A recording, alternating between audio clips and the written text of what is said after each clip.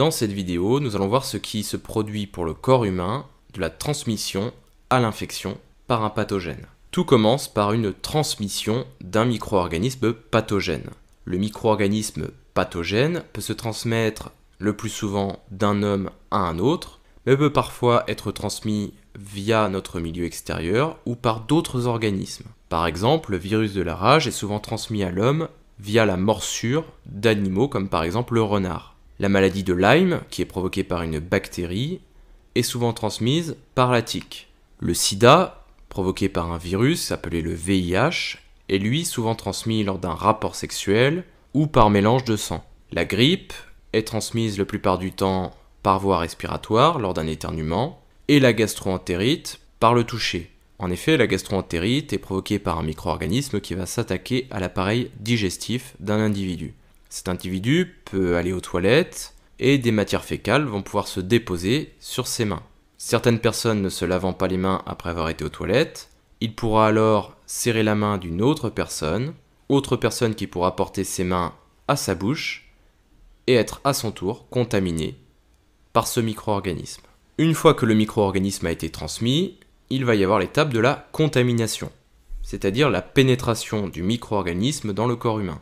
Le corps possède des protections tout autour de lui qui lui permettent d'éviter que ces micro-organismes ne s'attaquent à lui. Ces protections sont tout d'abord la peau, qui entoure la majeure partie du corps. Mais il y a également les muqueuses. Les muqueuses sont des membranes qui vont tapisser les cavités de l'organisme, tube digestif, fosse nasale, bronche, anus, et qui vont se raccorder avec la peau au niveau des orifices naturels. Ces muqueuses sont lubrifiées en permanence par des sécrétions, c'est-à-dire des productions du corps, que l'on appelle le mucus. Malgré tout, parfois, le micro-organisme peut passer à travers ces protections. On parle alors de contamination. Ces micro-organismes ne vont pas se contenter de pénétrer à l'intérieur de l'organisme. Une fois à l'intérieur, ils vont se multiplier. On dit alors qu'il y a une infection. L'infection peut être de deux types, soit une infection virale provoquée par un virus, soit une infection bactérienne, c'est-à-dire provoquée par une bactérie. Voyons tout d'abord l'infection bactérienne. Une bactérie est un micro-organisme qui mesure environ 1 micromètre, et certains de ces micro-organismes peuvent être pathogènes. Dans ce cas, la bactérie, qui est capable de se reproduire toute seule, va pénétrer à l'intérieur de l'organisme. En effet, la température est de 37 degrés et il y a une bonne humidité, ce qui lui convient parfaitement. Cette bactérie va donc pouvoir se multiplier et libérer des toxines qui auront l'effet négatif de détruire les tissus humains. Par conséquent, l'infection par une bactérie peut être soit dangereuse, soit mortelle pour l'hôte. Voyons maintenant l'infection virale. Un virus est encore plus petit qu'une bactérie puisqu'il mesure environ 10 nanomètres. La particularité du virus, c'est qu'il n'est pas capable de se reproduire tout seul.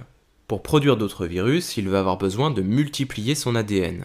Mais pour multiplier son ADN, il a besoin d'utiliser la machinerie cellulaire d'une autre cellule. Conséquent, une fois arrivé, le virus va pénétrer dans une cellule hôte.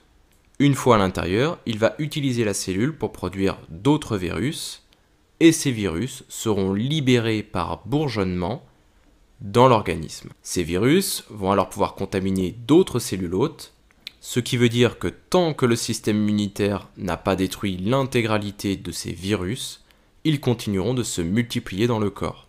Le problème, c'est que ces virus vont la plupart du temps tuer les cellules hôtes. En effet, lors de cette étape 4, libération des virus par bourgeonnement, les virus vont littéralement faire exploser la cellule.